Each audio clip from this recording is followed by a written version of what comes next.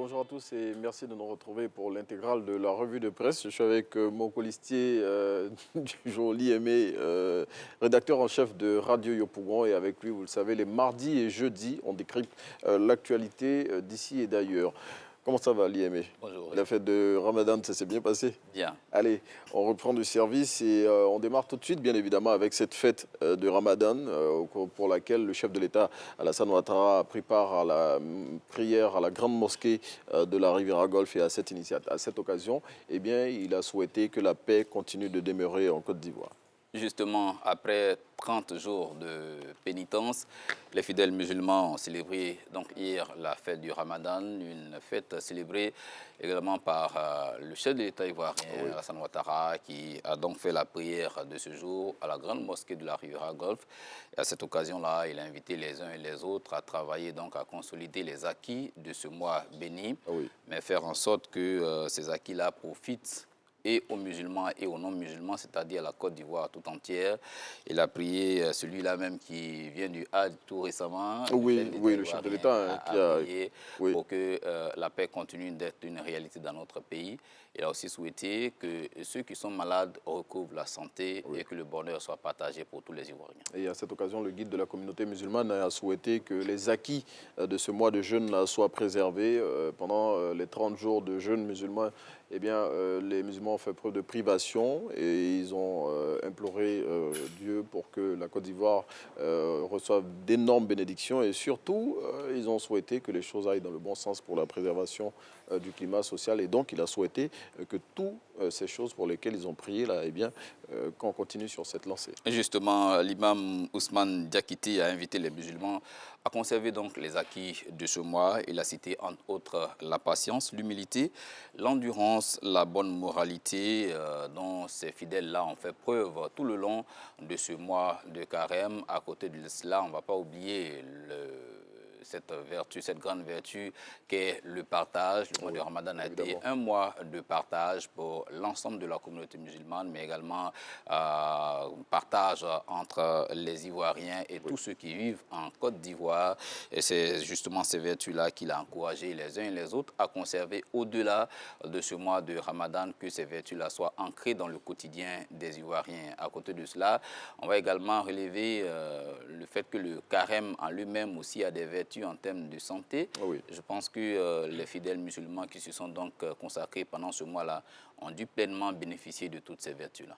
Et bien évidemment, après les prières, les fidèles musulmans ont partagé des repas avec leurs amis et co-religionnaires. Et tout ceci, ça s'est bien passé. La RTI, bien évidemment, a proposé de nombreux reportages sur la fête du Ramadan. Autre sujet, l'IME qui a occupé l'actualité, c'était la fête du 1er mai. À l'occasion de cette fête-là, eh bien, le Premier ministre Patrick Achi a reçu, comme il est de tradition, les organisations syndicales. Oui, cette année, la célébration du 1er mai coïncidait avec un dimanche, jour de repos, mais le chef du gouvernement était là encore face aux différentes centrales syndicales pour évoquer avec ces travailleurs sociaux donc, la nécessité de travailler à un climat social apaisé. Mais dans la main avec le gouvernement. Mais dans la main avec le gouvernement, justement. Le chef du gouvernement ivoirien a salué donc l'engagement des différents syndicats aux côtés du gouvernement. On se souvient que depuis 2017 jusqu'à 2022, la trêve sociale qui a été signée donc, par l'ensemble des parties prenantes a été respectée jusqu'à maintenant, ce qui dénote un climat social, un front social relativement apaisé. Et le chef du gouvernement a salué cet état d'esprit qu'il a souhaité donc, voir continuer pour le bonheur des populations. Vous savez que le contexte actuel est tout à fait particulier. On sort de Covid, on est face à une crise mondiale marquée par la cherté de la vie. Des sacrifices doivent être consentis de part et d'autre pour permettre donc aux Ivoiriens de ressentir moins les effets de ces différentes crises-là. C'est cela que le chef du gouvernement a rappelé, en tout cas à l'ensemble des syndicats, qui avaient des représentants syndicaux donc, qui avaient effectué le déplacement à la primature à l'occasion de la célébration de ce 1er mai-là, mais n'a pas manqué, comme je l'ai dit, de saluer les différents efforts qui ont été consentis pour maintenir un front social apaisé. Oui, et ces syndicats-là, ce sont notamment la Centrale syndicale humanisme, la Fédération des syndicats autonomes de Côte d'Ivoire, FESACI, l'Union nationale des travailleurs de Côte d'Ivoire, d'Ivoire, la centrale syndicale Dignité et l'Union générale des travailleurs de Côte d'Ivoire, UGTCI, qui ont tous exprimé des préoccupations et posé des doléances au chef du gouvernement, qui a dit qu'il se ferait fort de traduire toutes ces doléances-là au chef de l'État et le chef du gouvernement, qui a indiqué que l'objectif affiché par le chef de l'État est de réduire les dépenses de l'État tout en les réorientant vers la résilience sociale et sécuritaire, hein, pour faire corps avec la vision 2030 du chef de l'État qui veut une Côte d'Ivoire plus solidaire. Plus solidaire à l'horizon 2030, faire en sorte que les difficultés des Ivoiriens soient amoindries et que le pouvoir d'achat des populations augmente. C'est ces efforts-là mis l'un dans l'autre qui vont permettre donc de réaliser ce rêve du chef de l'État ivoirien. Et cela ne peut être possible sans les travailleurs sociaux, sans les leaders syndicaux et l'ensemble des Ivoiriens, des travailleurs ivoiriens qui donc devraient pouvoir donc s'inscrire dans la dynamique amorcée par le gouvernement ivoirien pour travailler main dans la main et faire en sorte que les souffrances des Ivoiriens puissent reculer le plus possible. Il ne faut pas aussi oublier les doléances de ces travailleurs-là qui ont toujours sur la table donc, de grandes préoccupations. Le chef du gouvernement l'a dit, je me ferai fort de les présenter au chef de l'État.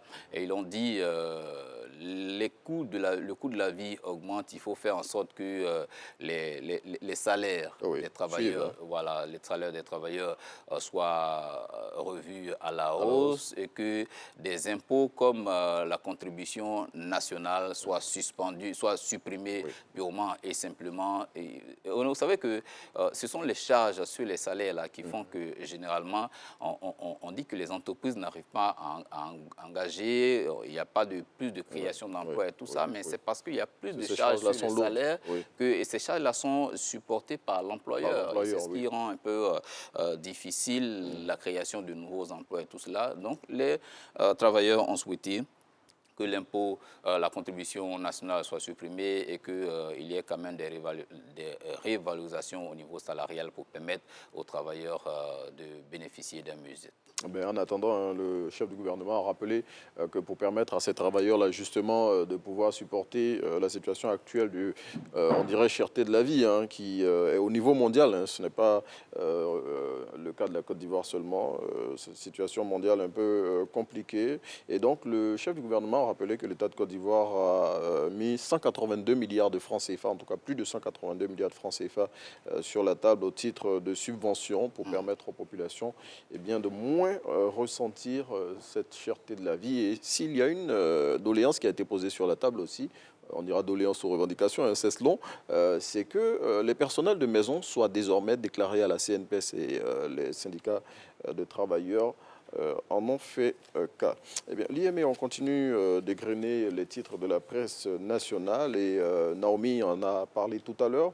Aujourd'hui, c'est la journée mondiale de la liberté de la presse. Bon, on se sent concerné au premier point. Justement, le journalisme sous l'emprise du numérique, c'est le thème de cette 29e édition de la Journée mondiale de la liberté de la presse. Une occasion de réfléchir, Renaud, sur les enjeux de la liberté de la presse, mais les enjeux de notre métier dans le contexte qui est le nôtre, avec la question avec l'emprise du numérique, voilà, et ces différentes préoccupations-là qui vont être débattues à l'occasion de cette journée qui rappelle encore au monde entier la nécessité de laisser les journalistes travailler dans de bien meilleures conditions, la nécessité pour les gouvernants de respecter les engagements qui ont été pris dans le cadre du respect de la liberté de la presse. Vous savez qu'on parle de démocratie, mais il ne peut pas avoir de démocratie véritable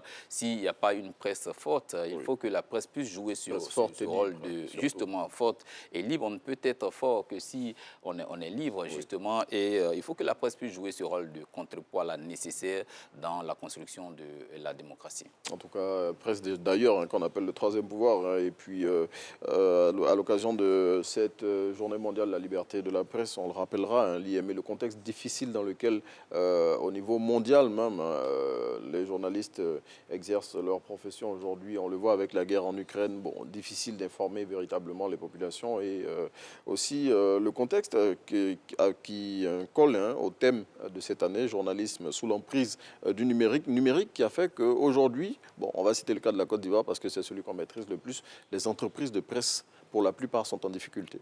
Justement, c'est une question qui nécessite réflexion, d'où le thème qui a été choisi avec, je veux dire, il est vraiment d'actualité. Oui. Ono, la presse est en difficulté avec le développement du numérique. Oui. Je veux dire, la gestion des différents organes et Les habitudes de les consommation habitudes ont changé aussi. de consommation aussi Oui. qui ont changé. Mais cela aussi interpelle les uns et les autres. La presse, les acteurs de la presse devraient pouvoir se réinventer. Oui. On ne peut pas continuer de fonctionner de Le la journal même papier, manière. Voilà, pour certains, n'existe même il faut plus. pouvoir se réinventer Oui. et essayer de réorienter donc son activité. On a connu plutôt, parce que ça relève du passé maintenant, de grands titres comme Top Visage qui ont disparu, qui sont seulement en version numérique maintenant. Justement. La version papier a disparu. On a l'éléphant déchaîné qui est passé en version numérique aussi. Et ce contexte-là du numérique qui est celui d'aujourd'hui,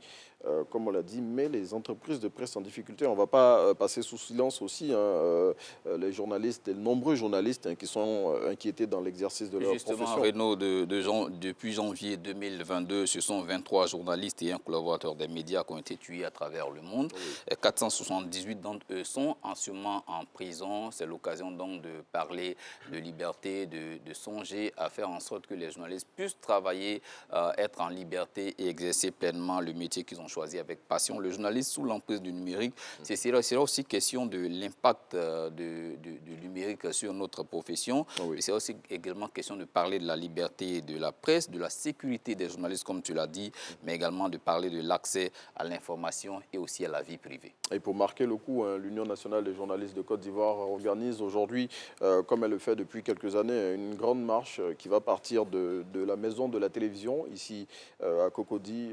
Les journalistes sont déjà en train de se rassembler devant la RTI. Et donc cette marche va sillonner les rues de Cocody et elle finira par une activité au sein de la maison de la télévision au stade de la haute fréquence. Ben, nous, on va se faire fort de les rejoindre tout à l'heure dès qu'on finit. Justement. Bien évidemment. Eh bien, on continue l'IME et cette fois-ci, on parle de sport. Bon, on va parler plutôt d'élection au sport. Maître Ongouan Georges est le nouveau président du Comité national olympique Côte d'Ivoire. Il y a eu quelques difficultés quand même avant cette élection. On dira que le mois d'avril a été un mois d'élection pour le sport en Côte d'Ivoire, après quelques difficultés, quelques réserves de certains candidats, dont le candidat Bamba Cheikh Daniel. L'élection a bel et bien eu lieu le 30 avril et tous les candidats étaient dans la course. Aucun candidat n'a été éliminé.